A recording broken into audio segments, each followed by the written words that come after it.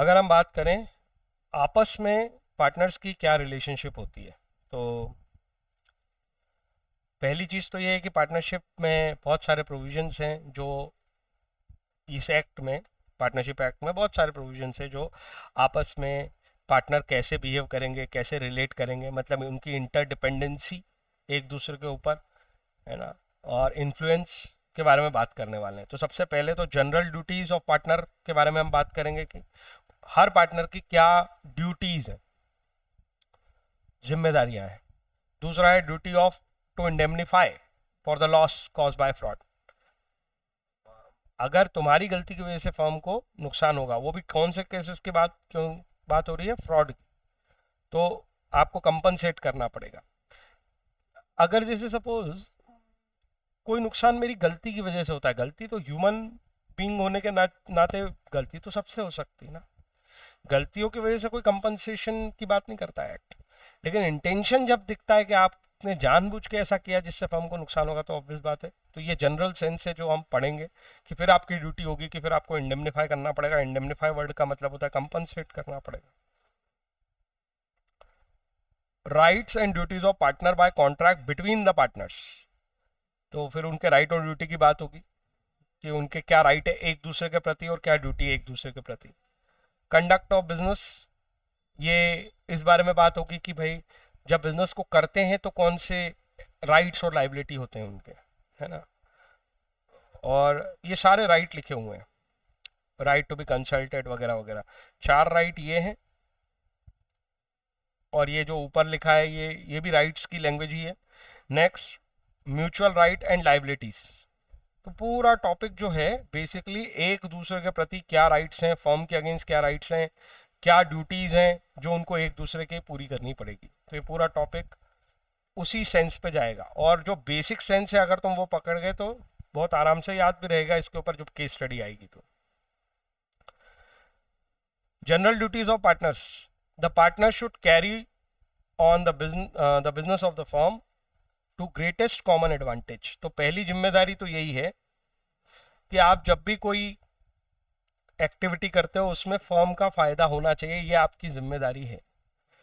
ज्यादा से ज्यादा, ग्रेटेस्ट का मतलब है मैक्सिमम प्रॉफिट दिलवाओ आप अपने कॉमन इंटरेस्ट को, कॉमन इंटरेस्ट मतलब फर्म को, पर्सनल नहीं। दूसरी इंपॉर्टेंट बात यह है, they should render to any partner और his legal representative full information. ये दूसरी बात हो गई, आपको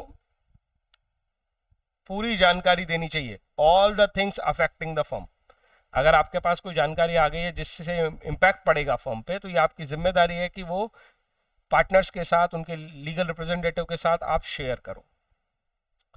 तो पहला है, आपको बिजनेस एक्टिविटीज इस मैनर में करनी है कि फर्म को ग्रेटेस्ट एडवांटेज हो। दूसरी इंपॉर्टेंट बात है कि आपके पास जितनी जानकारियां आई हैं जिससे फर्म इम्पैक्ट होगा, फर्म के ऊपर इम्पैक्ट होगा, वो आपको पार्टनर या लीगल रिप्रेजेंटेटिव के साथ शेयर करनी है। अब partner must B observe the utmost good faith. तीसरी इंपॉर्टेंट बात,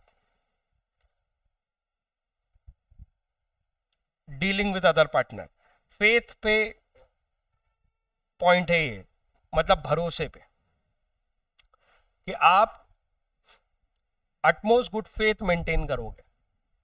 अटमोस्ट गुड फेथ का मतलब होता है कुछ आप उनसे छुपाओगे नहीं, उनको धोखा नहीं दोगे, ये सब बातें ये थर्ड पॉइंट में आ जाती है। फ्रॉड नहीं करोगे, मिस रिप्रेजेंट नहीं करोगे उनके, उनको कुछ भी। ये अटमोस्ट गुड फेथ की जो भी जानकारी है वो आप ईमानदारी से उनके साथ शेयर करोगे, तो ये अटमोस्ट गुड फेथ में आता है। अनड्यू एडवांटेज नहीं उठाओगे उनका। तो तीन बातें ही तो हुई। पहली, ग्रेटेस्ट कॉमन एडवांटेज हो इस मैनर में बिजनेस करोगे। दूसरा, कोई भी जानकारी अगर तुम्हें मिलती है तो उसको पार्टनर या उसके लीगल रिप्रेजेंटेटिव के साथ शेयर करोगे। और तीसरा, अटमोस्ट गुड फेथ प्रिंसिपल पे आप उनके साथ काम करोगे। यहां तक कोई दिक्कत है तो बताओ।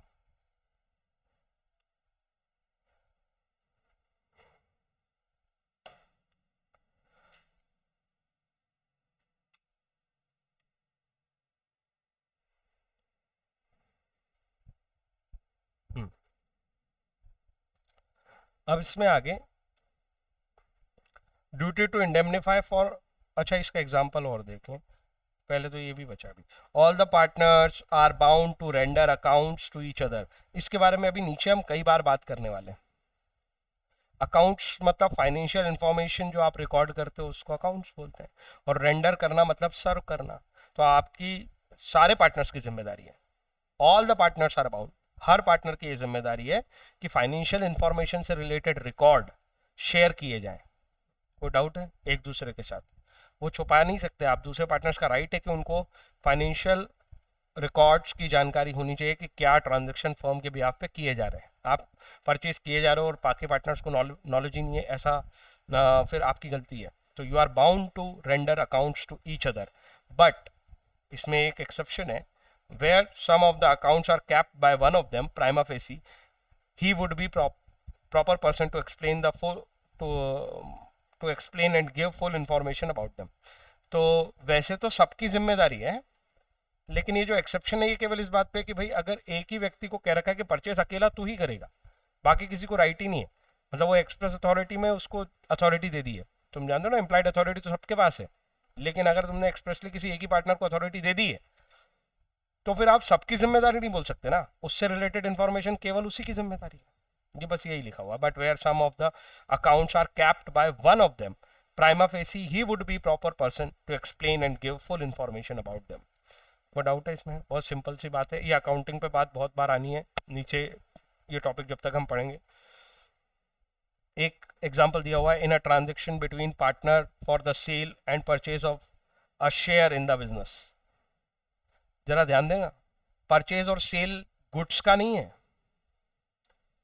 Purchase and sale in the share of business. कल हमने बात की थी, जैसे बाकी की प्रॉपर्टी आप बेच सकते हो वैसे ही आप अपने बिजनेस का शेयर भी बेच सकते हो, ट्रांसफर कर सकते हो, ये वही वाली बात है।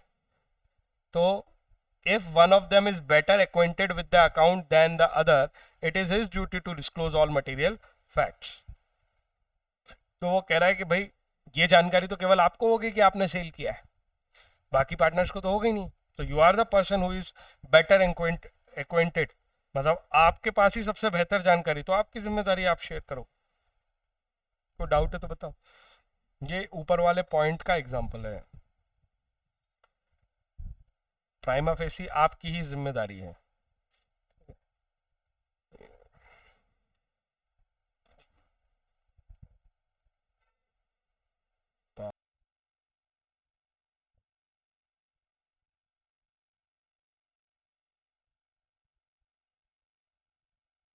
हम्म,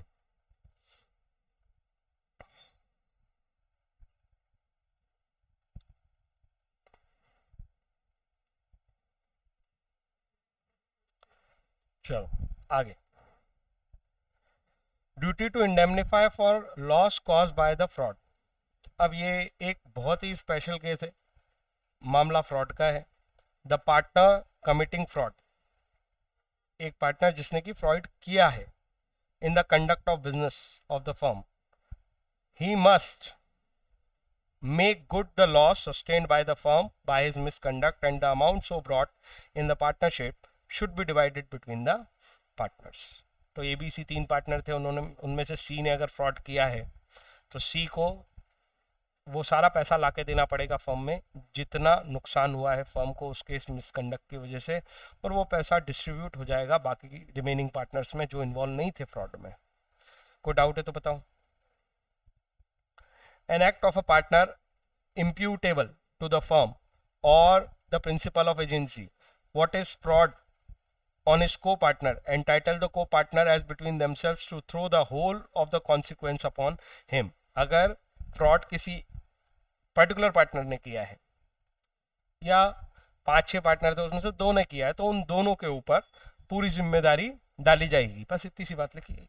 An act of partner imputable to the firm or the principal of agency which is a fraud on the co-partners, entitle co-partners, तो co-partners को ये right है कि to throw the whole of the consequence upon him, उस fraud करने वाले partner पे ही वो सारे कॉन्सिक्वेंस डाल दिए जाएंगे। तो ऊपर वाले पॉइंट का सपोर्टिव पॉइंट है, कुछ नया नहीं है। कोई डाउट है तो बोलो। फ्रॉड में ऐसे कोई खास बात थी नहीं। Determination of right and duties of the partner by contract between the partners.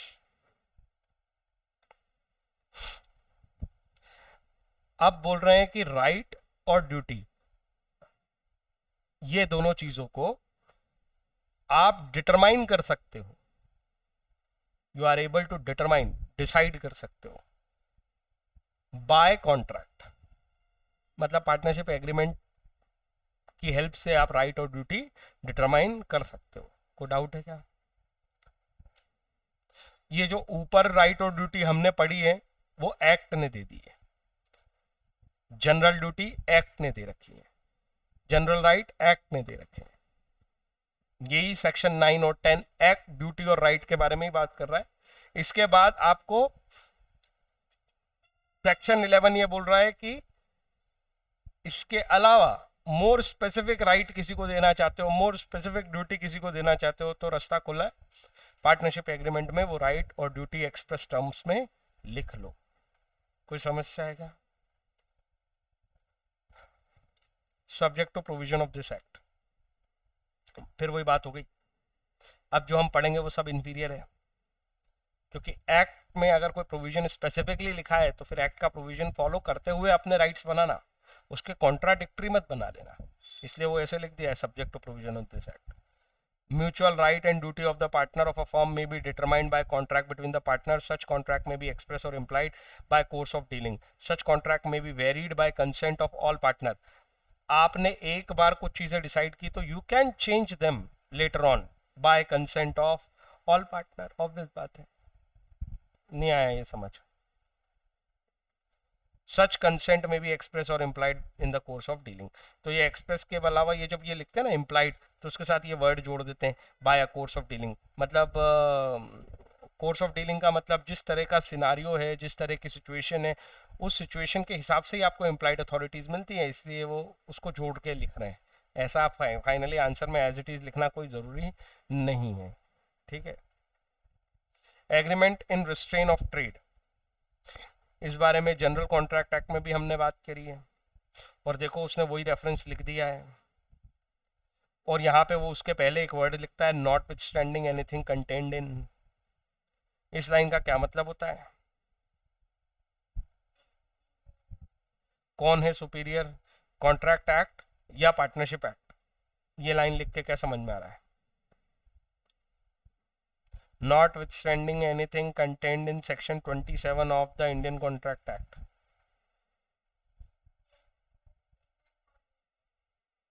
Superior नहीं है, इंफीरियर है।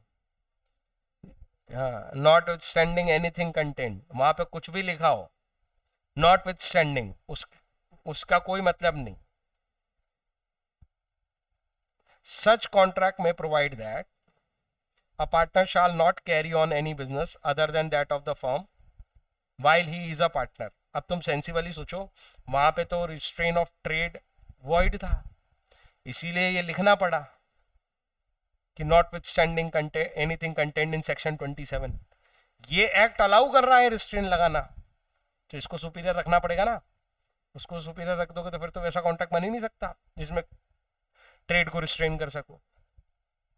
कल भी इसका थोड़ा ग्राउंड बनाया था हमने। तो कॉन्ट्रैक्ट में प्रोवाइड, अलाउ कर सकता है कॉन्ट्रैक्ट क्या, partner shall not carry on any business other than that of a firm while he is a partner.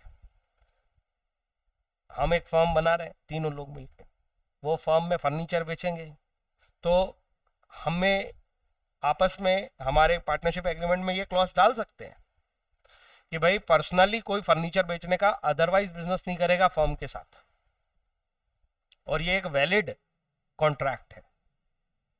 Not with standing anything contained in section 27 of the Indian contract act, उसमें जो लिखा है उसको छोड़ो। Partnership act ये allow कर रहा है कि पार्टनर के ऊपर इस तरह का रिस्ट्रिक्शन लगा सकते हो कि during his partnership in the firm no partner is allowed to carry on a personal business। समझ में आई बात? कोई डाउट है तो बताओ। और यहां पे तो देखो एनी बिजनेस लिखा है, मतलब रिस्ट्रिक्शन इस हद तक लगाया जा सकता है। बहुत इंपॉर्टेंट है एनी बिजनेस, इस पे एमसीक्यू घूम जाएगा। फर्नीचर छोड़ो, तुम कोई सा बिजनेस नहीं कर सकते हो, इस हद तक रिस्ट्रिक्शन लगा सकते हैं। सिर्फ कॉम्पिटिंग बिजनेस की बात नहीं है, क्या लिखा है, एनी बिजनेस। तो मेरे इस फर्म में जितने पार्टनर इन्वॉल्व हैं वो पार्टनर कोई बिजनेस नहीं करेंगे बाहर, इस हद तक का रिस्ट्रिक्शन लगा सकते हो। कोई डाउट है तो बोलो। तो एनी बिजनेस लिखा है, कॉम्पिटिंग नहीं लिखा है। आगे जाके हम कॉम्पिटिंग बिजनेस पे बातें करने वाले हैं, तब कंफ्यूज मत हो जाना। और दूसरी ध्यान रखने की बात है, एक ये एनी बिजनेस ध्यान रखने की बात है, और दूसरी बात ध्यान रखने की है यहाँ पे, while he is a partner in the firm. क्योंकि दूसरी जगह पे जब हम बातें करेंगे तब हो सकता है कि हम ये बात करें कि जब वो पार्टनरशिप छोड़ेगा तब रिस्ट्रिक्शन की बातें होंगी। यहाँ पे अभी हम बात कर रहे हैं कि वो फर्म का हिस्सा है, तब तभी ये एनी बिजनेस वाली बात आएगी इसके साथ ही। क्योंकि बाद में अगर आप उस पर रिस्ट्रिक्शन लगा रहे हो तो एनी बिजनेस नहीं लिख सकते, ज्यादा से ज्यादा वो जो फर्म बिजनेस कर रही है उसका कॉम्पीट नहीं करेगा, उस तरह का रिस्ट्रिक्शन अलाउ नहीं है। मतलब थोड़ा रास्ता खोल रहा है वो रिस्ट्रेन ऑफ ट्रेड का, पार्टनरशिप एक्ट ये अलाउ कर रहा है कि आप दखल दे सकते हो किसी के बिजनेस करने पे, लेकिन वो नैरो है, वो चीज बहुत स्पेसिफिक है, पार्टनरशिप बिजनेस की बात है, अदरवाइज तो वैसे भी नहीं कर सकते आप। तो पार्टनर रहते हुए तो रिस्ट्रिक्शन इस हद तक लगाया जा सकता है कि कोई बिजनेस नहीं करोगे, और पार्टनरशिप छोड़ने के बाद ज्यादा से ज्यादा रिस्ट्रिक्शन रहेगा कॉम्पिटिंग पे। तो मैं मेरी बात समझ में आई? तो ये बारीक अंतर समझो जरा लॉ मेकर्स का, और सेंसिबल है, ठीक है। क्योंकि यहां से क्या होगा, अगर वो किसी और बिजनेस में भी इन्वॉल्व होगा तो ज्यादा ध्यान यहां देगा कि वहां देगा, और अगर कॉन्फ्लिक्ट हो गया तो प्रायोरिटी किसको देगा। इसलिए ये सेंसिबल है कि ऐसा अलाउ किया जाए उनको कि आप अपने एग्रीमेंट के थ्रू एनी बिजनेस करने पे, कोई भी बिजनेस करने पे रिस्ट्रिक्शन लगा सकते हो ड्यूरिंग द पार्टनरशिप, जब तक वो फर्म में पार्टनर है। इस हद तक का रिस्ट्रेन दे दिया। अगर मामले पार्टनरशिप के नहीं होते तो फिर section 27 of the Indian contract act लगता है, और वो कहता है कि रिस्ट्रेन तो लगा ही नहीं सकते तुम, पर पार्टनरशिप अलाउ करता है रिस्ट्रेन, लेकिन उसकी कुछ कंडीशंस हैं। ये दो कंडीशंस, जब तक वो पार्टनर है फर्म में तब तक वो कोई भी बिजनेस करेगा, इवन इस लेवल का भी आप रिस्ट्रेन लगा सकते हो। कोई डाउट है तो बताओ। Partnership is a relation eminently depending upon the consent of the parties. Eminently word का क्या मतलब होता है? मोस्टली, मेजरली, है ना, इस तरह की चीजें एमिनेंट, एमिनेंट है। एमिनेंट है मतलब बहुत, यू कैन से, जिसको डिनाई नहीं किया जा सकता, जो साफ साफ दिख रही है, उसको बोलते हैं एमिनेंट। तो यहाँ पे उस एमिनेंट वर्ड को हम ये कह सकते हैं कि यार mostly depending on the consent of parties. मतलब ऑब्वियसली पार्टनरशिप एग्रीमेंट पे ही तो टिकी है ना, not only for the existence of partnership but for the term of agreement in all things consistent with its essential nature, purpose and agreement to become the partner in the first instance, or to vary the term anytime need to be manifested in a particular form। Main ये जो सारा ये लिखा है ना, ये para, ये general common sense है। ये कहते हैं पार्टनरशिप बनती सबकी कंसेंट से है। पार्टनरशिप में अगर कोई टर्म बन रही है, एग्रीमेंट बन रहा है, वो भी सबकी कंसेंट, पार्टनरशिप बिजनेस ही सबकी कंसेंट से बना। फिर पार्टनरशिप में जो एग्रीमेंट और टर्म्स एंड कंडीशन डालोगे जैसे PSR, तो भाई वो सबकी कंसेंट से डिसाइड होंगे। ऐसे ही ये जो हम ऊपर पढ़ रहे हैं अभी सारी राइट एंड ड्यूटी जो हमारे फ्रीडम में है कि हम बनवा सकते हैं, और ये पहले से नहीं होता है, बात ध्यान देना। सेक्शन 11 केवल और केवल तब काम का है जब तुम एग्रीमेंट में कुछ लिखोगे, जबकि 9 और 10 जो हमने पढ़े थे वो तो एक्ट नहीं कह रखा है। अगर तुम किसी फर्म के पार्टनर हो तो तुम्हें फर्म के साथ इंफॉर्मेशन शेयर करनी है, तुम्हें अकाउंट शेयर करने हैं, तुम्हें अटमोस्ट गुड फेथ मेंटेन करना है, ये करना ही पड़ेगा, भले ही तुम अलग से लिखो या मत लिखो। सेक्शन 9 और 10 ये बोल रहे थे। 11 ये बोल रहा था कि आप अपने एग्रीमेंट में कोई टर्म एंड कंडीशन अलग से भी लिख सकते हो, और इवन ऐसी भी लिख सकते हो। ये just first point is just an example कि आप रिस्ट्रेन ऑफ ट्रेड पे भी कंडीशन बना सकते हो। ये ऑटोमेटिकली नहीं होती है, लिखनी पड़ेगी तब लगेगी। तो जब भी आप, बस ये नीचे का पैराग्राफ यही बोल रहा है कि जब आपने पार्टनरशिप बनाई वो कंसेंट से बनाई, सबकी कंसेंट से। जब कोई एग्रीमेंट में टर्म एंड कंडीशन डिसाइड की वो भी कंसेंट से करी, सबकी कंसेंट से। तो फिर अगर इसमें कोई चेंजेस करोगे तो भी सबकी कंसेंट से, कोई और खास बात नहीं है उसमें। कोई डाउट है तो बताओ। तो कभी भी इन टर्म्स को वेरी कर सकते हो। सपोज आज हमने रिस्ट्रेन का पॉइंट बनाया और 2 महीने बाद 3 महीने बाद जिस दिन हमारी इच्छा नहीं है उस दिन हमने हटा दिया। बनाया भी सारी सबकी कंसेंट से, वेरी भी सबकी कंसेंट से करोगे। कोई डाउट है तो बोलो। और इसका कतई ये मतलब मत समझना कि यहाँ पे एनी बिजनेस की जगह कंपीटिंग बिजनेस नहीं लिखा जा सकता है। अरे यार वो छोटा राइट है, उन्होंने लिमिट सेट कर दी कि वहां तक रिस्ट्रिक्शन लगा सकते हो आप एनी बिजनेस तक, तो कम तो लगा ही सकते हो ना। इसका सेंस समझना बहुत जरूरी है। वर्ड टू वर्ड रटने से लॉ नहीं आता है। प्रोविजन किस तरफ ले जा रहा है तुम्हें, और वो डेफिनेटली कोई ना कोई सेंस बनाएगा, क्योंकि लॉ लिखने वाले ह्यूमन बींग्स हैं और वो अपनी नीड एंड वांट सेटिस्फाई करने के हिसाब से लॉ बनाते हैं। कुछ समझ में भी आ रही है बात? तो ये हवा में नहीं होते कि हम इसको रटें। आगे चलो। The conduct of the business, ये इस पे सेक्शन 12 बातें करता है। अब ये कंडक्ट का मतलब होता है कि जो डेली ऑपरेशन होते हैं, एक्टिविटी होती है, हर पार्टनर बिजनेस में कोई रोल प्ले कर रहा होता है, उस पे बातें होंगी। Subject to the contract between partners, मतलब इसका क्या मतलब है? सब्जेक्ट टू कॉन्ट्रैक्ट मतलब ये वो पार्टनरशिप एग्रीमेंट की बात कर रहे हैं कि पार्टनरशिप एग्रीमेंट में क्या लिखा है वो फॉलो होगा और वो सुपीरियर है। ऐसे दिमाग को समझ में आ जाना चाहिए। एग्रीमेंट में अगर कुछ लिखा है तो वो सुपीरियर है, वो फॉलो होगा। लेकिन अगर एग्रीमेंट में कुछ नहीं लिखा है तो क्या होगा वो हम पढ़ने वाले हैं। पहली लाइन पढ़ते से ये क्लैरिटी जरूरी है लॉ में, और ये पढ़ना सीखो, ये समझना सीखो एक लाइन से कि आप आगे जो मैं पढ़ रहा हूं उसके लिए मेरे पास फ्रेम आ गया है।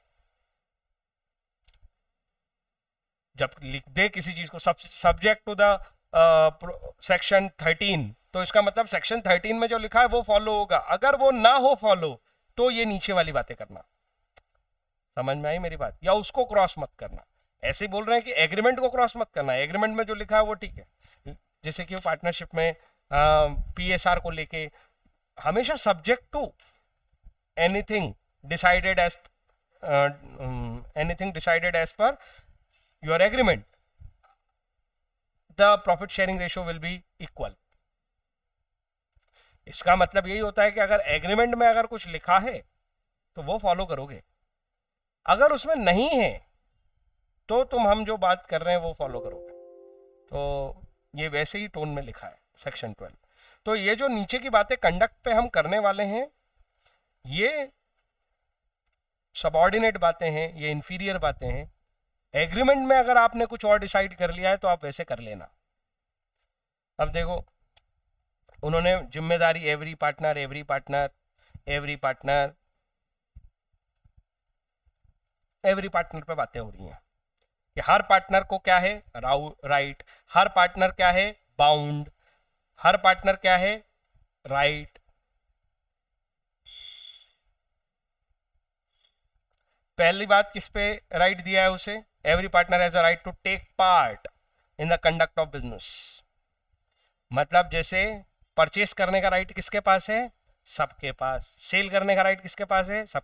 वो एम्प्लॉयड अथॉरिटी जो स्पेसिफिक 8 पड़ी थी उसको छोड़ के सारे राइट सबके पास है ना। वही बात लिखिए, to take part in the conduct of business. Conduct of business का मतलब क्या होता है? यही कि बिजनेस जो है उसमें परचेस करना है, सेल करना है, पार्टीज से मिलना है, मीटिंग करना है, उसको प्रॉमिस करना है, निगोशिएबल इंस्ट्रूमेंट बनाना है। सबको सबका राइट है। फर्म के नाम से अकाउंट खोलना है, कोई भी खोल सकता है, पर्सनल नाम से नहीं खोल सकता। बात समझ में आ रही है? वो एम्प्लॉयड अथॉरिटी 8 बार बार क्लियर होनी चाहिए दिमाग में कि एग्जैक्टली क्या है। मैंने बताया था वो बहुत स्पेसिफिक है, ठीक है। तो सबको राइट है बिजनेस कंडक्ट में पार्टिसिपेट करने का। तो ये वर्ड लिखना आना चाहिए, टू टेक पार्ट इन और to participate in conduct of business, पहला राइट। दूसरा right, every partner is bound to, right नहीं जिम्मेदारी, every partner is bound to attend diligently. मैंने इसका वर्ड सिखा रखा तुम्हें। डिलीजेंट मतलब जागरूकता के साथ, सेंसिबिलिटी के साथ, प्रूडेंस के साथ काम करोगे तो डिलीजेंस के साथ काम करोगे। Due care and caution follow करते हुए काम करना है। इसका मतलब होता है due care and caution. Cautious रहना है, केयरफुल रहना है, केयरफुल एंड कॉशियस। नेग्लिजेंट का मतलब इसी का उल्टा होता है, careless, negligent. Diligent, careful and cautious. तो attend carefully duties in the conduct of business. तो ऊपर वाली बात यह है कि भाई पार्टिसिपेट कर सकते हो बिजनेस में, साथ ही ये ड्यूटी है कि जब भी पार्टिसिपेट करोगे बिजनेस कंडक्ट में तो ये तुम्हारी जिम्मेदारी है। अगर ये प्रूव हो गया ना कि तुमने डिलीजेंटली काम नहीं किया था, नेग्लिजेंटली किया था, तो पर्सनली तुम लायबल हो। कुछ समझ में आई मेरी बात? तो ये इसलिए इंपॉर्टेंट है। तो कंडक्ट ऑफ बिजनेस पे दो बातें हो गई, पार्टिसिपेट करने का राइट है लेकिन डिलीजेंटली ही काम करना पड़ेगा। कोई डाउट है? हर पार्टनर को, अगर आप चाहो तो अपने एग्रीमेंट में हर पार्टनर की जगह ये कह सकते हो कि परचेज के लिए ये व्यक्ति, सेल के लिए ये व्यक्ति, कैश के लिए, फाइनेंस के लिए ये व्यक्ति, यू कैन डू। और पार्टनरशिप एग्रीमेंट में तुमने तय किया है तो फिर जिस जिस व्यक्ति को पार्टनरशिप एग्रीमेंट में जो जो राइट और जो जो ड्यूटी दी गई है उसी पे रहेगी। लेकिन अगर आप ऐसा नहीं करोगे तो भी तो ये राइट एंड ड्यूटीज है ना, तो सब पे रहेगी। सबके पास एक्टिवली पार्टिसिपेट करने का राइट है, सबके पास जब ये राइट है तो ये ड्यूटी भी है कि उन्हें कॉशियसली और केयरफुली कंडक्ट करना है बिजनेस को। कोई डाउट? एक और राइट है नीचे, have access and inspect and copy. तीन वर्ड है, हाँ, अच्छे से सीखना है, तीनों वर्ड बहुत इंपॉर्टेंट है, ना सिर्फ इस एक्ट के लिए, हमेशा। एक्सेस, इंस्पेक्ट, कॉपी, तीनों का अलग अलग मीनिंग होता है। एक्सेस का मतलब उसे देख पाना, इंस्पेक्ट उस पर इन्वेस्टिगेशन कर पाना, उसके बारे में जांच पड़ताल करना, ये सही सोर्स से आया है कि नहीं डॉक्यूमेंट, ये सही है या नहीं डॉक्यूमेंट, ये अलग चीज होती है। डॉक्यूमेंट देख पाना अलग चीज है, इंस्पेक्ट करना अलग चीज है, और कॉपी करना तो है ही, इट्स अ डिफरेंट थिंग। हाँ, तो every partner has a right, सबके पास ये राइट है। किसके ऊपर एक्सेस होगा, इंस्पेक्शन और कॉपी होगी? बोल रहे हैं any of the books of the firm, चाहे वो फाइनेंशियल नेचर की बुक्स हो, लीगल नेचर की बुक्स हो, अकाउंट्स भी इसमें शामिल है, पार्टनरशिप एग्रीमेंट भी इसमें शामिल है, को प्रॉपर्टी खरीदी हो उसके पेपर भी इसमें शामिल है। एनी लिख दिया है यहाँ पे। कोई डाउट है तो बताओ।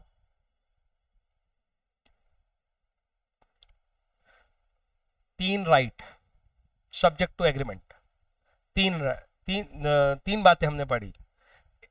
पहला right, to take participation in the conduct of business, इससे रिलेटेड ही इसकी लायबिलिटी है। To behave diligently, every partner is bound to behave diligently in the conduct of business. तीसरी बात हो गई, दे हैव अ राइट, तीन तीन वर्ब है, access, inspect, copy, any of the books of the firm. कोई doubt है तो बताओ। अब इसके अलावा एक जो पांचवा पॉइंट है, पहले वो पढ़ा देता हूँ, बहुत इजी है, बचपन में पढ़ा भी है तुमने।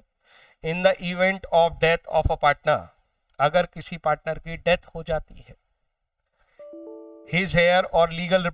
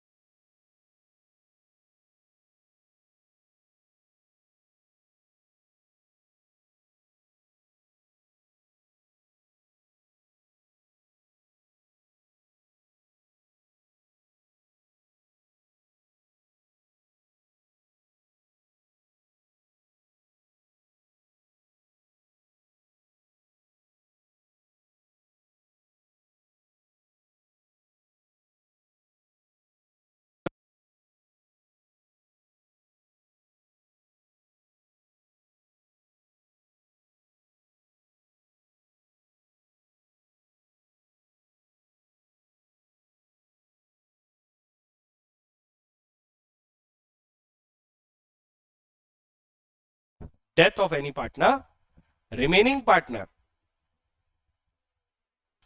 partner has a right to continue the firm.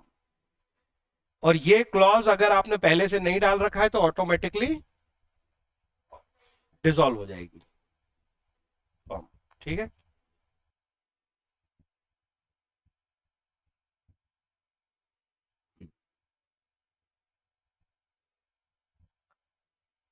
आगे देखो. In the event of death of a partner, his heirs, legal representative, or their duly authorized agent shall have a right to. तुम्हें याद है कल भी हमने इस बारे में थोड़ी सी बात करी थी कि डेथ हो गई है पार्टनर की, फर्म डिसॉल्व नहीं हुई है, तो जो लीगल रिप्रेजेंटेटिव होंगे उनको ये राइट मिलेगा कि वो बुक्स एक्सेस कर सके, ताकि उनको इंश्योर हो सके कि उनको जो पैसा दिया जा रहा है फर्म की तरफ से उस डिसीज पार्टनर के बिहाफ पे वो उतना ही पैसा है जितना बनना चाहिए. अगर उन्हें बुक्स का एक्सेस नहीं मिलेगा तो ये वो कैसे देख पाएंगे?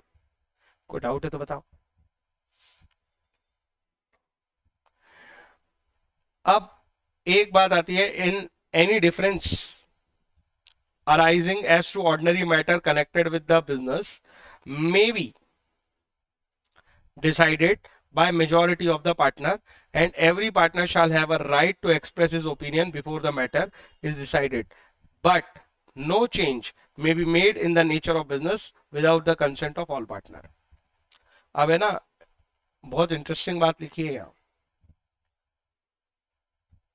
पहली बात तो यहाँ वर्ड लिखा है any difference arising as to ordinary matters connected with business. जैसे किसी पार्टी से परचेस करना है या नहीं, किसी पार्टी को सेल करना है या नहीं, उधारी देनी है तो कितने दिन तक की देनी है, कहीं से लोन लेना है तो किस रेट ऑफ इंटरेस्ट तक लेना है. तो ये जो ऑर्डिनरी मैटर है तुम्हारे बिजनेस के, देखो ये कहीं भी फर्म के पार्टनर के राइट को सीधे इफेक्ट नहीं कर रहे. कोई इंडिविजुअल पार्टनर का सीधा राइट इफेक्ट नहीं हो रहा. मामला एडमिशन का नहीं है कि किसी को एडमिट करना है या नहीं, क्योंकि वहां पे सीधा राइट इंपैक्ट होता है. मामला ये भी नहीं है कि भाई आप किसी पार्टनर के राइट को सप्रेस कर रहे हो या बढ़ा रहे हो. जैसे कि होता है ना कि भाई ये व्यक्ति के ऊपर लाइबिलिटी आएगी ही नहीं, ये लॉस शेयर करेगा, ऐसे मामले नहीं है. मामले क्या है, परचेस करना है कि नहीं, कितने दिन की उधारी पे लोन लेना है. ऐसे मैटर्स को you can may be decided, word क्या लिखा है, may be decided by majority, allow है. क्योंकि बाकी जो जहां पे किसी पार्टनर का राइट या लाइबिलिटी सीधे इंपैक्ट होती है वो सारे मामले तो केवल और केवल कंसेंट ऑफ ऑल पार्टनर्स से डिसाइड होते हैं. ये वो मामला नहीं है. कोई डाउट है तो बताओ जल्दी से. पक्का ये डिस्टिंक्शन बहुत बहुत इंपॉर्टेंट है कि एक जगह ही है ये बस जहां पूरे एक्ट में लिखा है कि मेजॉरिटी से कुछ कर सकते हो. अदरवाइज पूरे एक्ट में यही पढ़ते रहोगे, consent by all, consent by all, consent by all. क्योंकि वहां मैं उसकी स्पिरिट बता रहा हूं कि क्यों लॉ मेकर्स ने यहां ऐसा लिख दिया मेजॉरिटी, और क्यों वहां पे नहीं लिखते मेजॉरिटी. मैं किसी फर्म में पार्टनर हूं, मेरा लाइबिलिटी इंपैक्ट नहीं कर सकते मेरी परमिशन के बिना या मेजॉरिटी से. लेकिन डेली रूटीन के जो मैटर्स है उसमें तो ये पॉसिबल भी नहीं है कि हर किसी से पूछा जा सके. इट मे बी पॉसिबल, और वहां डिसएग्रीमेंट्स चलेंगे, तो वहां पे डिसएग्रीमेंट्स को हैंडल करने के लिए यू कैन यूज मेजॉरिटी. उसमें भी मना नहीं, ऐसा मस्ट करके नहीं लिखा है लॉ मेकर्स ने. आप अगर चाहो ऊपर वाली लाइन का यूज कर लो, सब्जेक्ट टू द कॉन्ट्रैक्ट वाली लाइन का, और उसमें लिख लो कि भले ही मैटर बिजनेस मैटर हो, हम मेजॉरिटी से नहीं चलेंगे, हम कंसेंट से ही चलेंगे बाय ऑल पार्टनर्स, यूनानिमस ही चाहिए हमको, तो ठीक है. अदरवाइज यहां छोटी सी विंडो दे रहा है एक्ट कि भाई आप मेजॉरिटी से भी चल सकते हो, consent of all partner required नहीं है. लेकिन वो मैटर स्पेसिफाई कर रहा कौन से हैं, ordinary matter connected with the business. साफ लिखा है ordinary matter connected with the business only. Partner की लायबिलिटी राइट से रिलेटेड मैटर नहीं होना चाहिए. कोई डाउट? एंड दूसरी बात, every partner shall have a right to express his opinion. लेकिन इवन दो आप मैटर मेजोरिटी से डिसाइड कर रहे हो, पर कम से कम ये तो सबको देना पड़ेगा, क्या, राइट टू बी हर्ड। हर पार्टनर के पास ये राइट है कि उसका ओपिनियन सुना जाए before the matter is decided. सुनना तो सबकी पड़ेगी, इवन दो मेजोरिटी से डिसाइड कर लो, लेकिन वो मैटर केवल किससे रिलेटेड है, ऑर्डिनरी मैटर्स हैं, बिजनेस के भी एक्स्ट्रा ऑर्डिनरी मैटर नहीं है, कोई एक्स्ट्रा ऑर्डिनरी सिचुएशन है उसकी बात नहीं हो रही है, नॉर्मल रूटीन मैटर्स, उसमें कोई कॉन्फ्लिक्ट है, you can decide it by majority, पर सुनना सबकी पड़ेगी। Every partner has a right to make his opinion before the decision is made, but no change may be made in the nature of business without the consent. Obvious बात है, ये तो बहुत ही बड़ा मैटर हो गया ना, you can not change nature of business. तो मैन्युफैक्चरिंग थे, आज से मैन्युफैक्चरिंग बंद, सर्विस ऑर्गेनाइजेशन बन जाएंगे हम, या हम इंटेंजिबल प्रॉपर्टी में काम करते थे अब टेंजिबल में करेंगे, ऐसे डिसीजन नहीं हो सकते हैं मेजोरिटी से। कुछ समझ में आई मेरी बात? वेरी इंपॉर्टेंट पॉइंट, कोई डाउट है तो बताओ।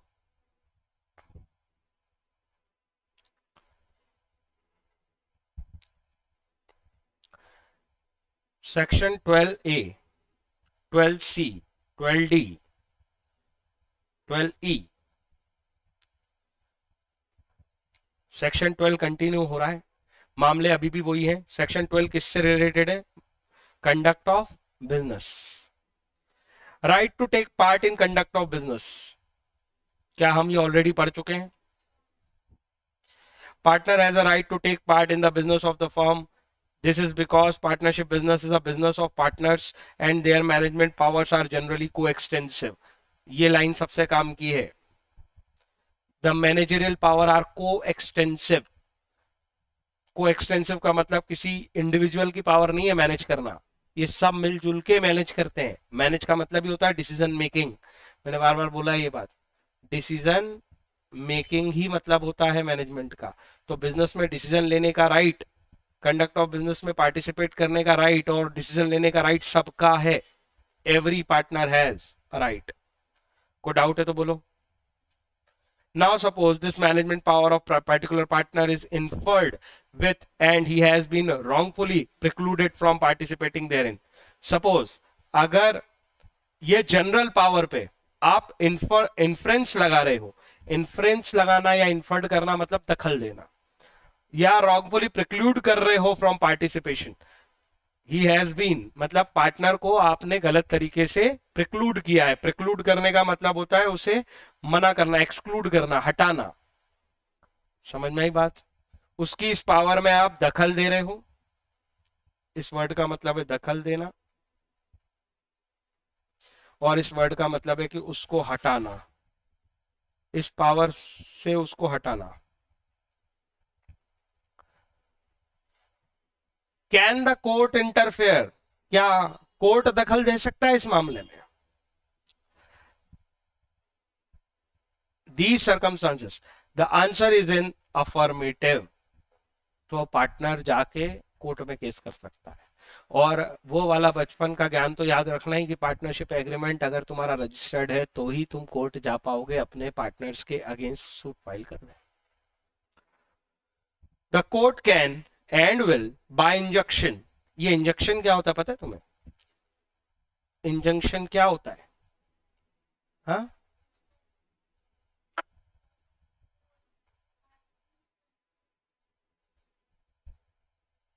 स्टे ऑर्डर, कुछ नेगेटिव ऑर्डर, ऐसा आगे नहीं करोगे जब तक मेरा अगला ऑर्डर ना आए, इसको नेगेटिव ऑर्डर भी बोलते हैं।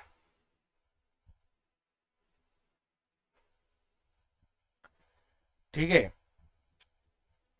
मतलब एक तरह से कुछ एक्टिविटी करने से मना करना, इंजंक्शन कहलाता है लीगल भाषा में।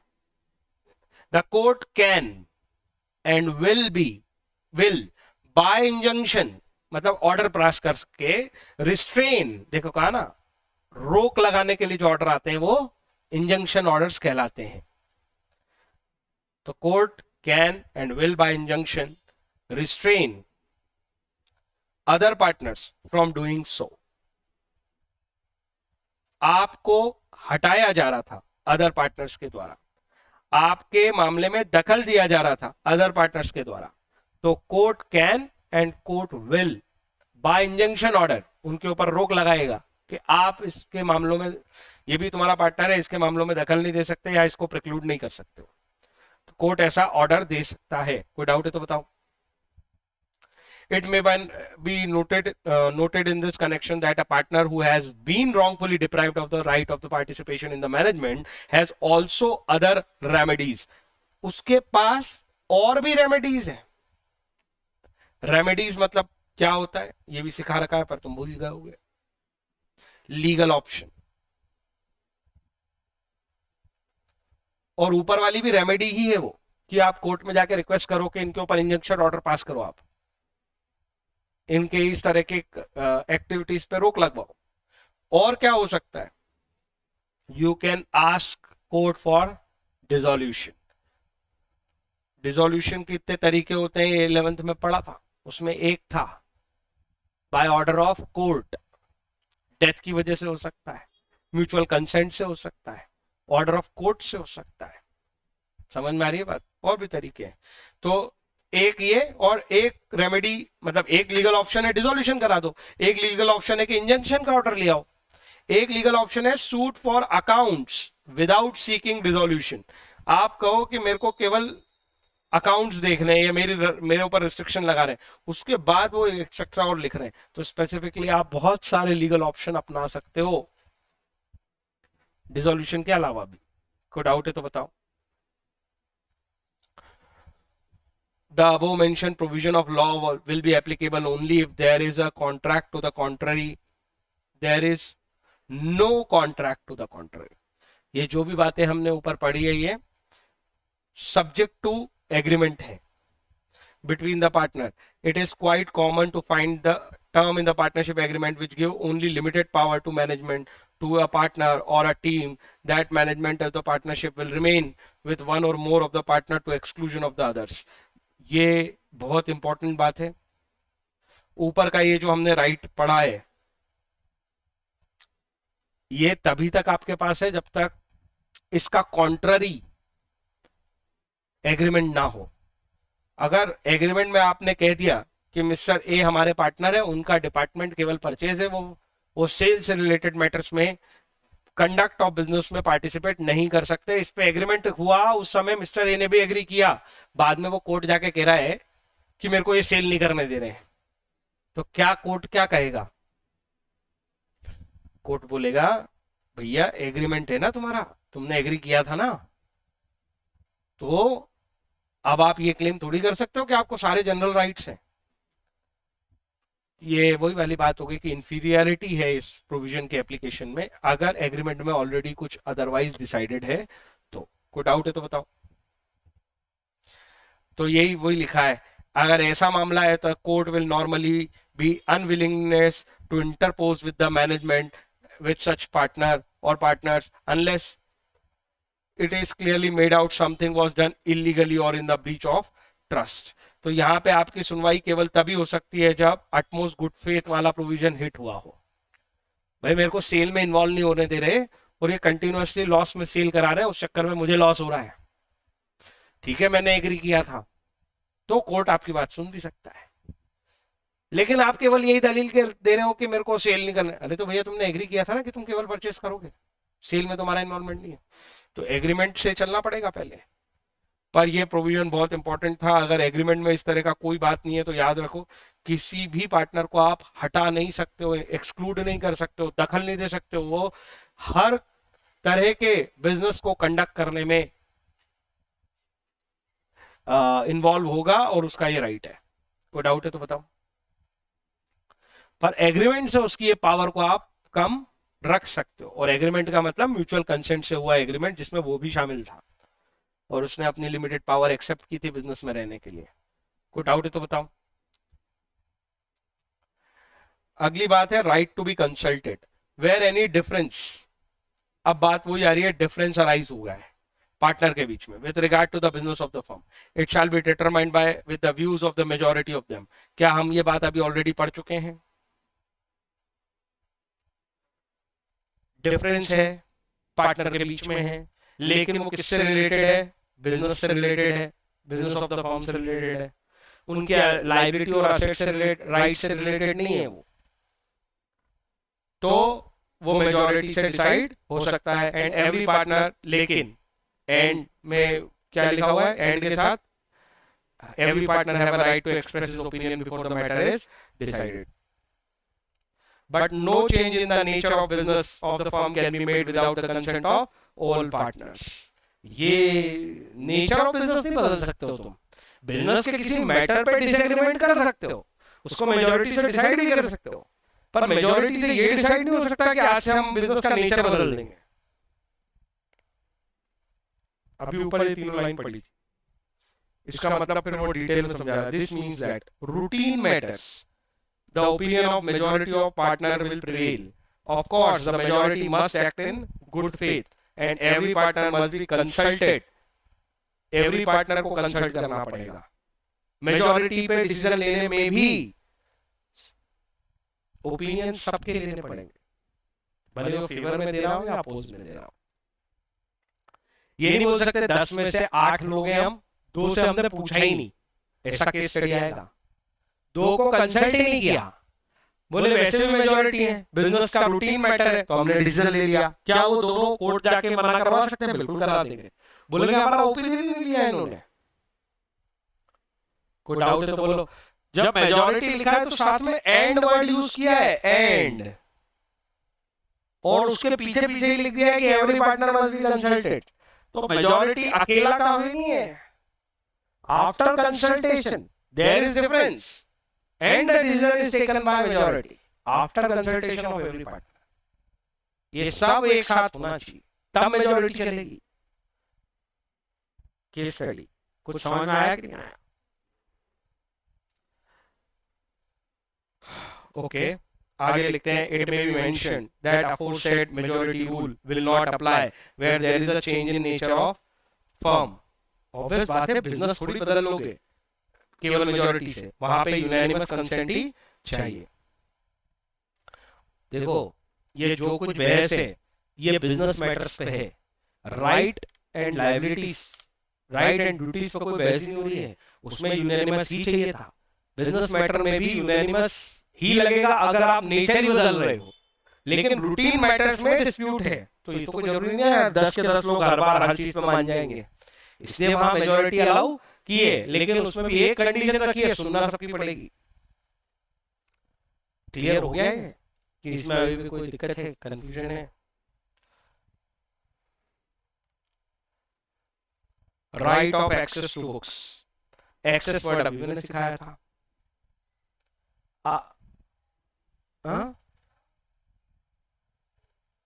किसी चीज तक पहुंचना, उसको यूज करना। मेरी गाड़ी पे मेरे ब्रदर का एक्सेस है, that means he can use at his will, इसको एक्सेस बोलेंगे ना।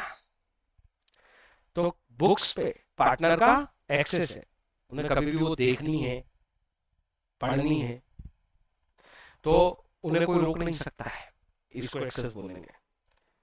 एवरी पार्टनर वेदर एक्टिव और स्लीपिंग, मजेदार लाइन है, इससे फर्क नहीं पड़ता कि तुम मैनेजमेंट में पार्टिसिपेट करते हो या नहीं। अगर तुम पार्टनर हो, entitled to have access to any of the books of the firm and to inspect them, दूसरा, और तीसरा, कॉपी देयरऑफ।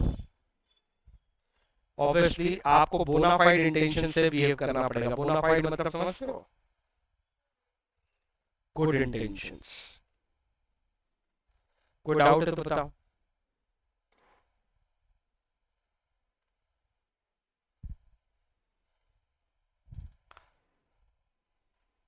लास्ट, ये भी हम ऊपर पढ़ चुके हैं, लीगल हेयर्स रिप्रेजेंटेटिव और या फिर उनका agent in the event of death. मामला फिक्स है एक ही जगह पे, डेथ पे। शैल हैव अ राइट, तो जो भी पार्टनर की तो हो गई डेथ, अब उसके ब्याह पे चाहे उसका एजेंट आए, चाहे उसका लीगल हेयर आए, या उसका रिप्रेजेंटेटिव आए, जो भी आए, उसको ये राइट है कि वो एक्सेस कर सकता है, इंस्पेक्ट कर सकता है, कॉपी ले सकता है बुक्स की, only in the event of death. कोई डाउट है तो बताओ।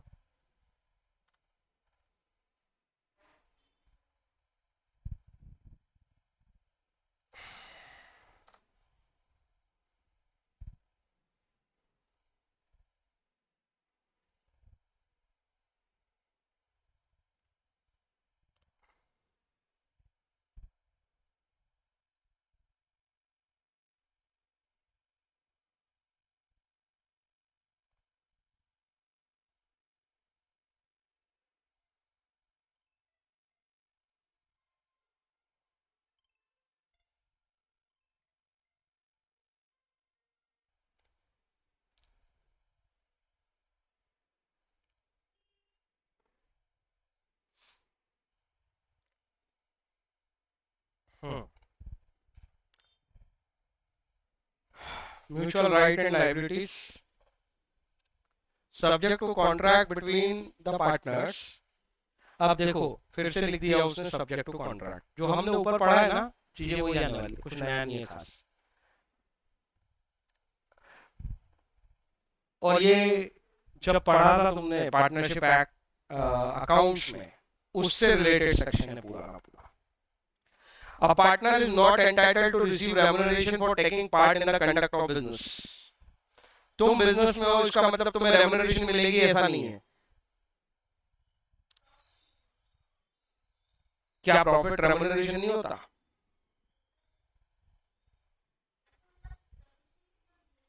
हाँ, ये कोई राइट नहीं मिल गया है तुम्हें, पैसे मिलने ही चाहिए, ना भी मिले लॉस हुआ तो।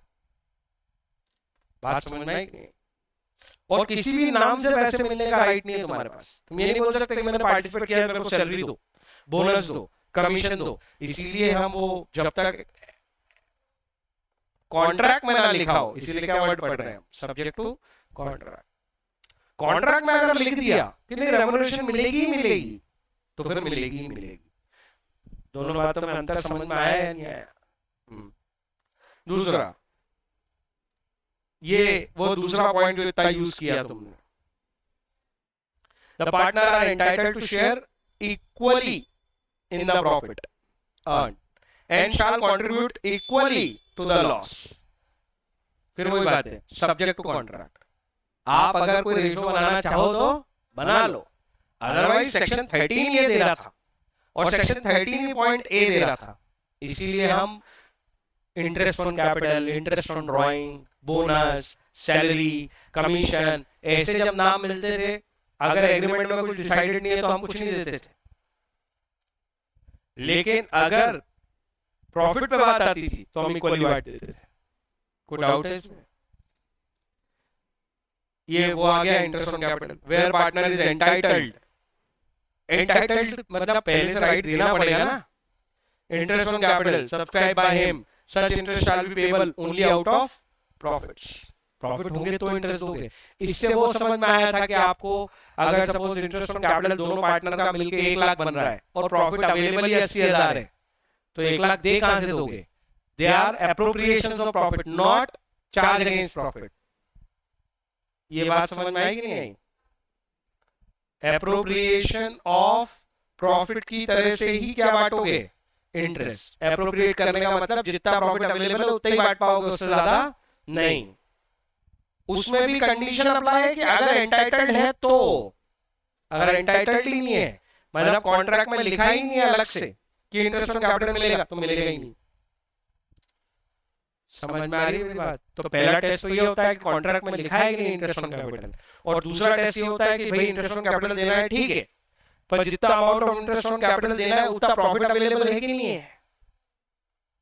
तो ये एप्रोप्रिएशन ऑफ प्रॉफिट है। इसी का एक एक्सेप्शन पढ़ा था हमने कि चार्ज अगेंस्ट प्रॉफिट भी दे सकते हो इसको, पर वो भी आपको किसमें डिसाइड करना पड़ेगा?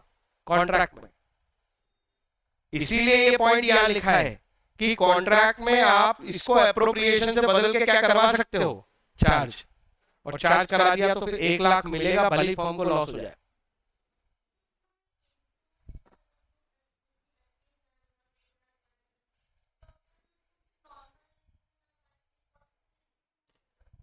किसी रेशो में नहीं बांटते, नॉर्मल रेशो में बांटते। तेरे को तुझे कंफ्यूजन ये है कि प्रॉफिट अवेलेबल ये है, या तो तू कुछ और को किस इससे मिला रही है। अवेलेबल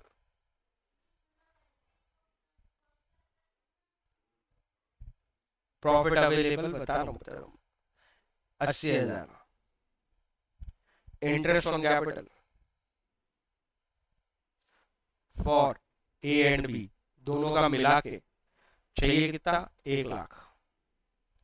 और कंडीशन है चार्ज अगेंस्ट प्रॉफिट।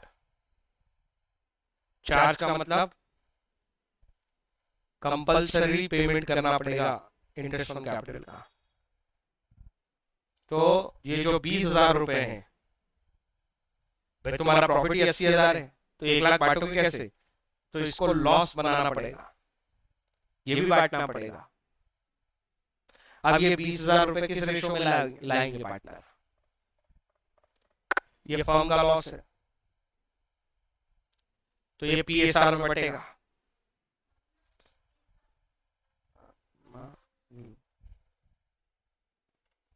समझ में आई मेरी बात? तो इसमें कोई और रेशो कहां से आएगा? वो जो कहानी है वो इस स्टोरी की नहीं है। वो कहानी ये है कि अगर कोई पार्टनर इंसॉल्वेंट हो गया, वो अपना शेयर नहीं दे पा रहा है, तो जो रिमेनिंग पार्टनर्स हैं वो इसके शेयर की भरपाई करने लाएंगे अपने पैसे। वो पीएसआर में नहीं लाएंगे, वो उनके कैपिटल के रेशो में लाएंगे। ये कहानी इंसॉल्वेंसी की है कि वो अपने कैपिटल के रेशो में कंट्रीब्यूट करेंगे। 3 पार्टनर है हम, मैं इंसॉल्वेंट हो गया। अगर मैं इंसॉल्वेंट हो गया तो मेरा सपोज लॉस हुआ हमारी फर्म को, तो मेरा पार्ट है लॉस का 30,000 रुपए। सपोज वो 30,000 रुपए, मैं तो इंसॉल्वेंट हो गया, बाहर वाले को तो पूरे पैसे चाहिए, तो ये 30,000 रुपए का बर्डन कौन उठाएगा? तुम दोनों उठाओगे, कि जॉइंटली एंड सेवरली लायबिलिटी है। तो तुम दोनों किस रेशो में उठाओगे? तुम वहां पीएसआर में नहीं उठाओगे, कैपिटल रेशो में उठाओगे अपने। यहाँ है कैपिटल रेशो, यहाँ पे कोई लेना देना नहीं कैपिटल रेशो का। आई बात समझ में? और दूसरी बात, अगर ये केस चार्ज अगेंस्ट प्रॉफिट नहीं होता तो इसको क्या मानते हैं आप? एप्रोप्रिएशन करना है। तो एक्चुअली 80,000 का प्रॉफिट अवेलेबल है, तो तुम इंटरेस्ट ऑन कैपिटल भी कितना दे पाओगे? 80,000। सवाल ये है कि ये 80,000 कैसे बटेगा?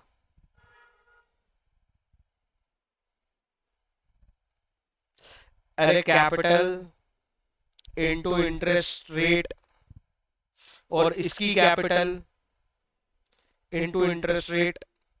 अरे बोलो ना। अब इंटरेस्ट रेट तो एग्जांपल के लिए 10% ही है, तो बेसिकली ये भी कैपिटल रेशो में हो जाता है 80,000 भी बटने का। पर इसको ये गलत कंसेप्ट से मत सीखो कि यहाँ कोई कैपिटल रेशो है। ये कैपिटल रेशो नहीं है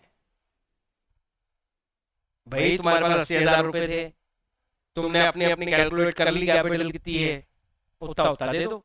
यहाँ पे जो अमाउंट आएंगे वो रेशो में ये 80,000 बटे होंगे दोनों में। हाँ, पर ये कैपिटल रेशो नहीं है, ये उनके इंटरेस्ट ऑन कैपिटल जो बनने चाहिए उसका रेशो है। बात समझ में आ रही है? पर कैपिटल रेशो की भी कहानी आएगी इंसॉल्वेंसी में।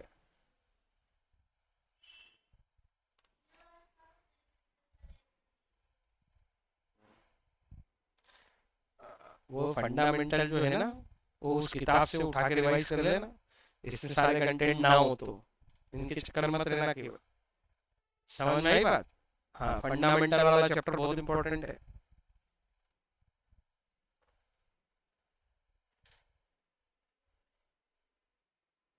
Guarantee profit, charge against profit, appropriation of profit, ये सब इंपॉर्टेंट है।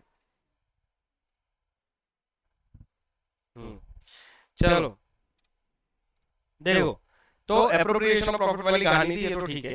A partner making for purpose of business any payment और advance beyond the amount of capital has been agreed to subscribe is entitled to interest thereon at a rate of 6% per annum. याद है? एक ही कहानी, simple सी। Partner ने firm को loan दिया, तो इवन दो तुमने कोई एग्रीमेंट नहीं भी किया हो, तो एक्ट कह रहा है कि 6% पर एनम से ब्याज मिलेगा पार्टनर को,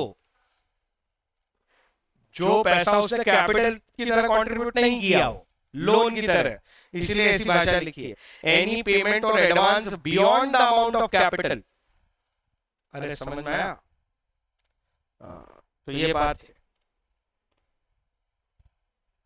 The firm shall indemnify, compensate a partner in respect of payment made or liability incurred by him on behalf of the firm. अरे इस पे भी बहुत कहानी है ना। या अगर फर्म का खर्चा था पर पर्सनली मैंने बियर कर लिया, उस समय फर्म का खर्चे का मतलब है कलेक्टिव खर्चा था हमारा, पर मैं पर्सनली उसको बियर करके बैठा हूँ, तो ऑब्वियस मेरे पास ये राइट है कि ये मुझे कंपनसेट हो जाएगा। कोई डाउट है तो बताओ। तो अगर कोई पेमेंट किया है मैंने या फर्म की लायबिलिटी मैंने इनकर की है तो वो पेमेंट मतलब वो कंपनसेशन मुझे मिलेगा। ऑब्वियसली ये मामले ऑर्डिनरी कोर्स ऑफ बिजनेस के होने चाहिए और in doing such act emergency में किए गए हैं, protecting the firm from the loss as would done by a person ordinary prudence in his own case under similar circumstances। तो जस्टिफाइबल खर्चे थे, अनजस्टिफाइड नहीं थे। मतलब फर्म के नाम पे तुम कुछ भी खर्चा करके बोल दो कि ये तो फर्म का खर्चा है, ऐसा नहीं होता। ऑर्डिनरी प्रूडेंस के हिसाब से वो खर्चा केयरफुली कॉशियसली किया गया है, डिलीजेंटली किया गया है, ये सब तो तुमको करना पड़ेगा। A partner shall indemnify the firm for a loss caused by it or by his willful neglect of the conduct of business to the firm। ये भी हमने ऊपर पढ़ लिया कि पार्टनर को कंपनसेट करना पड़ेगा फर्म को अगर उसके रॉन्गफुल एक्ट, विलफुल नेग्लेक्ट, मैंने कहा ना गलती सबसे होती है, गलतियों को कंपनसेट करना पड़ेगा ऐसा नहीं लिखा है, समझ लो, विलफुल होना जरूरी है। जानबूझ के इच्छा से तुमने नुकसान किया है फर्म का तो कंपनसेशन ले सकते हो पार्टनर से। गलती तो सबसे होती है, ऐसा थोड़ी किसी पार्टनर से गलती हो जाएगी तो फर्म उससे कंपनसेशन ले लेगी, ऐसा नहीं होगा। कोई डाउट है? ओके, अब आखिरी ये 6 राइट पढ़ लो और सब हमने ऑलरेडी ये डिस्कस कर लिए हैं। राइट टू रेम्यूनरेशन, क्या एक्ट ने राइट दिया है रेम्यूनरेशन का? नहीं, वही लिखा है, no partner is entitled to receive any remuneration in addition to his share of profit. Share of profit मिलेगा फाइनली, पर उसके अलावा आपको कोई रेम्यूनरेशन नहीं मिलेगा। पर क्या हम इस रूल को वेरी कर सकते हैं, चेंज कर सकते हैं? यस। कैसे? एक्सप्रेस एग्रीमेंट से, मतलब पार्टनरशिप डीड में मेंशन कर सकते हैं कि मिस्टर ए को वेजेस देंगे, सैलरी देंगे, मिस्टर बी को कमीशन देंगे, मिस्टर सी को बोनस देंगे, वगैरह वगैरह। So you can vary by course of dealing in which the event partner will be entitled to a remuneration. Thus, a partner can claim remuneration even in the absence of the contract when such remuneration is payable under the continued usage of the firm. In other words, where it is customary, अब ये line ढंग से पढ़ लेना, to pay the remuneration for conducting the business of the firm, he can claim even in the absence of partnership agreement। ये तुमने 11th में accounts में नहीं पढ़ा था। वहां बस बात वही रुक गई थी कि अगर एग्रीमेंट में नहीं है तो रेम्यूनरेशन नहीं मिलेगा। लॉ ने उसमें एक कहानी और बना रखी है कि एग्रीमेंट में रेम्यूनरेशन के बारे में कुछ नहीं लिखा, फिर भी partner even in the case of absence of any provision as per agreement he can claim if it is customary, traditionally, part of usage, ये normal usage of the business, traditionally और custom है ऐसा उस business का कि salary दी ही जाती है तो फिर मिलेगी। कोई डाउट है तो बताओ, उस ग्राउंड पे कोर्ट जाके क्लेम कर सकते हो तुम अगर फॉर्म नहीं दे तो। Right of share, right to share profit, entitled to share equally in the profit earned and so contribute equally to the loss sustained by the firm। यहाँ तक तो नॉर्मल बात है कि इक्वल वाला राइट है। The amount of partner share must be ascertained by inquiring whether there is an agreement in that behalf between the partner। अगर तुम्हारा एग्रीमेंट अदरवाइज कुछ बोलता है 3:2 का रेशो, 5:3 का ratio, if there is no agreement then you should make presumption of equality। तो हम यहाँ पे assumption बनाएंगे, ये एक्ट बोलता है इसीलिए हम ऐसा करते थे। and the burden of proving that share are unequal will lie on the party alleging the same। तो जो एलिगेशन लगा रहा है कि भाई मेरे को इक्वली, मेरे को ज्यादा मिलना चाहिए, हमारा एग्रीमेंट हुआ था, तो भाई प्रूव करो। एग्रीमेंट में लिखा है कहीं, कहाँ एग्रीमेंट बना था, कब लिखा? there is no connection between the proportion of partners shall share the profit with the proportion in which they have contributed toward the capital। Capital के कंट्रीब्यूशन से कोई लेना देना नहीं है। मेरा फर्म में कंट्रीब्यूशन है 1 लाख, तुम्हारे 25-25 लाख, तो भी अगर प्रॉफिट शेयरिंग रेशियो पे कोई एग्रीमेंट नहीं है, अदरवाइज तो इक्वल शेयर लेंगे। कोई डाउट है तो बताओ। आगे, interest on capital. The following element must be there before the partner can entitle to interest on money is bought by him in the partnership business. तो पहली चीज तो होनी चाहिए एक्सप्रेस एग्रीमेंट, या फिर ये भी चलेगा practice of the particular partnership. या तो एक्सप्रेस एग्रीमेंट हो या तुम्हारी प्रैक्टिस हो। प्रैक्टिस मतलब समझते हो ना, जो हर साल हम लगातार बैक टू बैक करते जाते हैं। भले बिना एग्रीमेंट के तुम लगातार पिछले 10 साल से इंटरेस्ट ऑन कैपिटल बांट रहे हो पार्टनर को, इस साल नहीं दी, उसने जाके क्लेम किया कोर्ट में, और तुम कह रहे हो हमारा एग्रीमेंट नहीं है, तो कोर्ट उसकी सुनेगा, बोलेगा प्रैक्टिस तो है।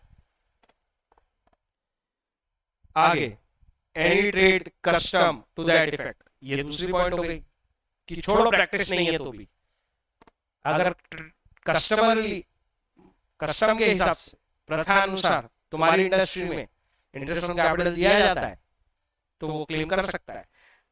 और ये सब और है स्टैट्यूटरी प्रोविजन, कोई इनेक्टमेंट है, मतलब कोई एक्ट है, कोई कानून बना हुआ है इंटरेस्ट ऑन कैपिटल देने का उस तरह के बिजनेस पे, तो भी उसको एंटाइटलमेंट है। कोई डाउट है तो बोलो। एक कहानी है इंटरेस्ट ऑन एडवांस। पार्टनर अपने कैपिटल के अलावा कोई लोन देता है फर्म को, तो उस पर 6% पर एनम मिलेगा। वही वाली बात है। Suppose the partner make an advance to the firm in addition to the amount of capital to contributed by him. In such a case, the partner is entitled to claim interest thereon at the rate 6% per annum. While interest on capital account ceases to run on dissolution, the interest on advance keep on running even after dissolution. ये है मजेदार line. Interest on capital तो भाई firm खत्म, capital खत्म, capital खत्म, interest on capital खत्म। लेकिन एडवांस ऐसे खत्म नहीं होता जब तक रीपे नहीं हो। भाई आपका पैसा डूब सकता है, कैपिटल वाला डूब सकता है फर्म में, एडवांस वाला थोड़ी डूबता है। इवन डिसॉल्यूशन हो जाए फर्म का, उसके बावजूद अगर हिसाब किताब नहीं हुआ है एडवांस का, तो उसका इंटरेस्ट तो उसके बाद भी ड्यू रहेगा। कोई डाउट है इसमें तो बताओ। उस पीरियड के लिए भी ड्यू होता जाएगा जितना आप डिले करते जाओगे। अरे यार, अगर फर्म के पास पैसा ही नहीं है तो मामला खत्म हो गया, उसके लिए थोड़ी बात कर रहे हैं। बात ये कर रहे हैं उसकी एक हायरार्की है ना, पहले आउटसाइडर क्रेडिटर, फिर पार्टनर के लोन इन एडवांस का पैसा चुकाना है, उसका इंटरेस्ट चुकाना है। बात ये हो रही है कि कोई डिस्प्यूट है, हिसाब किताब नहीं हो पा रहा है, डिसॉल्यूशन हो रहा है, म्यूचुअल कंसेंट से हो रहा है, पार्टनर के बीच में झगड़े हो गए हैं, पार्टनरशिप की प्रॉपर्टी बेच नहीं पा रहे वो झगड़ों की वजह से, 6 महीने बीत गए, फर्म का बिजनेस रुके हुए। अब इन 6 महीनों के लिए तुम इंटरेस्ट ऑन कैपिटल तो नहीं मांग सकते हो। ये है अंतर। अभी भी समझ में आ गया? ठीक है। Right to be indemnified, compensated. Every partner has a right to be indemnified in respect of payment made, liability incurred by him in ordinary and proper conduct of business. तो फर्म के ब्याह पे अगर तुमने कोई खर्चा किया है, तुमने कोई लायबिलिटी इनकर की है, तो आपका ये राइट है कि आपको कंपनसेशन मिलेगा। The performance of the act in emergency, अगर आपने कोई एक्टिविटी इमरजेंसी में की है जिससे कि फर्म लॉसेस से प्रोटेक्ट रहे, तो ऐसे सारे खर्चे जो एक प्रूडेंट मैन की तरह आपने किए हैं, ऑब्वियसली आपको उसका कंपनसेशन मिलेगा। इसी तरीके से अगर किसी पार्टनर ने फर्म को नुकसान पहुंचाया है विलफुल निग्लेक्ट की वजह से, तो ऑब्वियस बात है इस बार पार्टनर को कंपनसेशन देना पड़ेगा पूरी फर्म को। कोई डाउट है तो बताओ। ये आज हमने बहुत बड़ा पार्ट इसका कवर कर लिया एक ही साथ, कुछ कठिन नहीं है, लेकिन सब इंटरनल मामले थे। देखो इस चैप्टर में मैंने अभी तक 2 ही पार्ट सिखाए ढंग से। बाहर वालों के साथ पार्टनर के रिलेशन क्या है, बाहर वालों के साथ जो पार्टनर के रिलेशन है, अगर मैं उसकी स्पिरिट ऑफ द लॉ पे जाऊं तो एक ही कहानी सिंपल थी। अगर बाहर वाला इनोसेंट है तो फर्म को कंपनसेशन देना पड़ेगा, सीधी सी बात। बाकी आपस में इंटरनल मामले आप खुद देखना, उसकी इंप्लाइड अथॉरिटी थी नहीं थी, एक्सप्रेस अथॉरिटी थी नहीं थी, आउटसाइडर के पास कोई राइट नहीं है तुम्हारी फर्म के एग्रीमेंट देखने का, इसलिए एक्ट ने उसको पूरा राइट दिया है कि उसको कंपनसेशन मिलेगा अगर वो इनोसेंट है। अगर वो इनोसेंट नहीं है, वो जानता है कि जिस पार्टनर के साथ उसने फर्म के बिहाफ पे कॉन्ट्रैक्ट किया था वो पार्टनर के पास इम्प्लाइड या एक्सप्रेस अथॉरिटी के बियॉन्ड जाके पार्टनर ने एक्टिविटी की है, तो फिर वो ज्यादा से ज्यादा लायबल कर सकता है उस इंडिविजुअल पार्टनर को, उस केस में फर्म लायबल नहीं होगी। कोई डाउट है तो बताओ। यही उसकी स्पिरिट थी, बाकी सब इसी के आसपास घूम रहा था। ऐसे ही आज हमने जो पढ़ा, ये पूरा कहानी पढ़ी हमने कि इंटरनली पार्टनर आपस में एक दूसरे के साथ कैसे रिलेशन मेंटेन करते हैं, मतलब वो किस तरह से एक दूसरे के अगेंस्ट राइट्स रखते हैं और कैसे एक दूसरे के अगेंस्ट लायबिलिटी रखते हैं। उस कहानी में सबसे पहले जनरल ड्यूटीज लिखी हुई थी जिसका एक्सप्रेस एग्रीमेंट से कोई लेना देना नहीं है, वो 3 ही थी। हर पार्टनर को कंडक्ट ऑफ बिजनेस में पार्टिसिपेट करने का राइट है, आप इसको कम कर सकते हो एक्सप्रेस एग्रीमेंट से। हर पार्टनर की ये जिम्मेदारी है कि वो बिजनेस को बढ़ावा देने में कंट्रीब्यूट करेगा। हर पार्टनर के की ये जिम्मेदारी है कि उसके पास अगर कोई जानकारी आती है रिलेटेड टू फर्म तो वो बाकी पार्टनर के साथ शेयर करेगा और अटमोस्ट गुड फेथ को मेंटेन करेगा। ये तीनों ड्यूटीज हैं, इन्हें कम नहीं किया जा सकता, किसी एग्रीमेंट से कम नहीं कर सकते इन्हें। राइट्स कम कर सकते हो, जैसे कंडक्ट करने में पार्टिसिपेट करना एक राइट है, you can short it down, duties can not be short down. कोई डाउट है तो बताओ। और ये तीनों जिम्मेदारी है, ये लायबिलिटी नहीं है, ड्यूटी है। ड्यूटी और लायबिलिटी में अंतर होता है। किसी पार्टनर को आप लायबिलिटी से एस्केप दे सकते हो, ड्यूटी से एस्केप नहीं दे सकते हो। तुम्हें मेरी बात समझ में आई कि नहीं आई? अगर जानकारी है तो सबको बताना पड़ेगी, तुम्हारी ड्यूटी है। तुम्हें जो भी एक्टिविटी करनी है बिजनेस के लिए वो कंबाइंड फायदों के लिए करनी है। इसके ऊपर केस स्टडी आएगी और ये ड्यूटी ब्रीच होने से ऑब्वियस बात है कि उसका विलफुल निग्लेक्ट है तो फिर कंपनसेट करेगा वो फर्म को। समझ में आई बात? इसके बाद फिर हमने ये भी पढ़ा कि सारे पार्टनर्स को अकाउंट्स रेंडर करने चाहिए, मतलब जो भी फाइनेंशियल ट्रांजैक्शन उसके थ्रू हुए हैं उसका जो रिकॉर्ड है वो सबके साथ शेयर करना चाहिए। ठीक है, उसके बाद कंपनसेशन वाली ड्यूटी है, ये जो आखिर तक पढ़ी हमने कि आपके विलफुल निग्लेक्ट की वजह से फर्म को नुकसान होता है तो ये आपकी जिम्मेदारी है एज अ पार्टनर कि आप फर्म को कंपनसेट करोगे। उसके बाद फिर राइट एंड ड्यूटी 11 चालू हुआ और यहाँ से शुरू हुआ कि एग्रीमेंट में अगर कुछ लिखा है तो आप उसको इम्पोर्टेंस दोगे। कोई डाउट है इसमें तो बताओ। और इसमें एक वो कहानी भी हमने पढ़ ली कि रिस्ट्रेन ऑफ ट्रेड वाली। रिस्ट्रेन ऑफ ट्रेड ये कहता है कि पार्टनरशिप में जब तक आप एज अ पार्टनर इन्वॉल्व और फर्म कंटिन्यू है तो आप ऐसा एग्रीमेंट बना सकते हो में कि कोई जो भी पार्टनर्स हैं वो किसी भी तरह का बिजनेस नहीं करेंगे, किसी भी तरह का, नॉट ओनली कॉम्पिटिंग। ठीक है, कंडक्ट ऑफ बिजनेस से रिलेटेड फिर हमने सारी बातें पढ़ी, पार्टिसिपेट करना मैनेजमेंट में, डिलीजेंटली बिहेव करना, ड्यूटी है उससे रिलेटेड। ठीक है, कोई डिफरेंस आता है तो मेजॉरिटी से डिसाइड हो सकता है, लेकिन वो matter ordinary course of business का मैटर होना चाहिए। इवन नेचर चेंज करने का, बिजनेस का नेचर चेंज करने का डिसीजन भी मेजॉरिटी से नहीं यूनानिमस होगा और उनके पर्सनल राइट एंड लायबिलिटी जहाँ इफेक्ट होती है वो तो यूनानिमस होगा ही होगा, है ना। फिर ये सभी पार्टनर को राइट है कि वो बुक्स को 3 शब्द सिखाए, एक्सेस, इंस्पेक्ट और कॉपी कर सकते हैं। ठीक है, डेथ ऑफ पार्टनर के केस में बुक्स पे एक्सेस का राइट जिस पार्टनर की डेथ हो गई है उसके लीगल हेयर, रिप्रेजेंटेटिव या एजेंट को दे दिया जाएगा। केवल ये 3 वर्ड भी काफी हैं, लीगल हेयर, रिप्रेजेंटेटिव और agent. Right to take part in conduct of business, इस पे फिर डिटेल में आ गया वो, बोले कि सबको राइट है कि वो बिजनेस में कंडक्ट कर सकता है। इसके ऊपर वो हमने केस भी पढ़ लिया कि अगर कोई दखल देता है आपके राइट पे तो आप कोर्ट जा सकते हो और कोर्ट में जाके उनसे कह सकते हो। इसका एक्सेप्शन भी पढ़ लिया कि भाई कॉन्ट्रैक्ट के थ्रू ही आपने अगर अपने राइट को एग्री किया था कि मेरा राइट जो है वो लिमिटेड रखा जाए तो फिर आप केस नहीं कर सकते हो। अगर कोर्ट जाते हो तो आपके पास कौन सी लीगल रेमेडी है इस केस में, तो आप इंजक्शन ऑर्डर ला सकते हो कि दूसरों को रोका जाए, दूसरों पे रोक लगाई जाए मेरे राइट में दखल देने पे और मुझे एक्सक्लूड करने पे, या फिर आप डिसोल्यूशन के लिए भी डिमांड कर सकते हो, बिना डिसोल्यूशन किए बुक्स ऑफ अकाउंट भी देख सकते हो, etcetera. Right to be consulted, आपसे पूछताछ करना जरूरी है, बिल्कुल बिजनेस के ऑर्डिनरी डिसीजन में मेजॉरिटी से हो सकते हैं, लेकिन सबकी राय लेना कंपलसरी है उस मेजॉरिटी डिसीजन जाने के पहले, अदरवाइज उस ग्राउंड पे भी आप कोर्ट जा सकते हो कि हमसे पूछा ही नहीं गया और डिसीजन ले लिया। बात समझ में आई? और वो जो भी डिसीजन है इसीलिए वो गुड फेथ में होनी चाहिए, किसी को एक्सक्लूड करने का इंटेंशन नहीं है। बात समझ में आ रही है कि नहीं? बुक्स पे एक्सेस करने का राइट, लीगल हेयर वाला राइट, वही कि डेथ के केस में फिर म्यूचुअल राइट आ गए, सबको रेम्युनरेशन रिसीव करने का राइट है। हाँ नहीं, किसी को रेम्युनरेशन नहीं मिलेगी एक्सेप्ट प्रॉफिट। प्रॉफिट अगर आप रेशियो डिसाइड नहीं करोगे तो इक्वल मिलेगा। इंटरेस्ट ऑन कैपिटल बिना एग्रीमेंट के किसी को नहीं मिलेगी, ठीक है?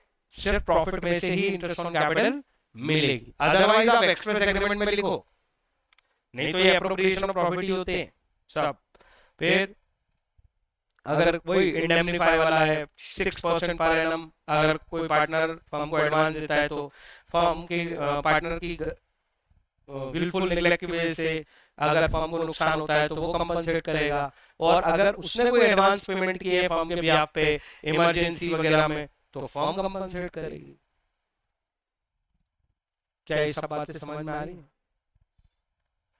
रेम्युनरेशन के राइट पे बात हो गई, शेयर ऑफ प्रॉफिट पे हो गई, interest on capital, interest on advance, right to indemnify, और चैप्टर खत्म। मतलब चैप्टर नहीं, टॉपिक खत्म। तो हमने आउटसाइड पार्टी के साथ जो रिलेशनशिप थी वो भी ढंग से देख ली, और ये वाला टॉपिक अभी बचा है, right and duties of a partner after a change in the firm. ध्यान रखना है ये भी बचा है, ये कल पढ़ेंगे हम, इसको भूलना मत। ये आप क्योंकि अब उसी को पढ़ना चाहिए पहले, और उसके बाद फिर मैंने कह दिया कि आखिर का जो पार्ट है इस चैप्टर में, हर चैप्टर की एक आउटलाइन होनी चाहिए अपने पास, उससे बहुत आसान हो जाएगा रिवाइज करना भी। नहीं नहीं पढ़ा, माइनर अभी तक नहीं पढ़ा है, मैंने तुम्हें पढ़ने के लिए दिया था, मैंने तुम्हें पढ़ने के लिए दिया था।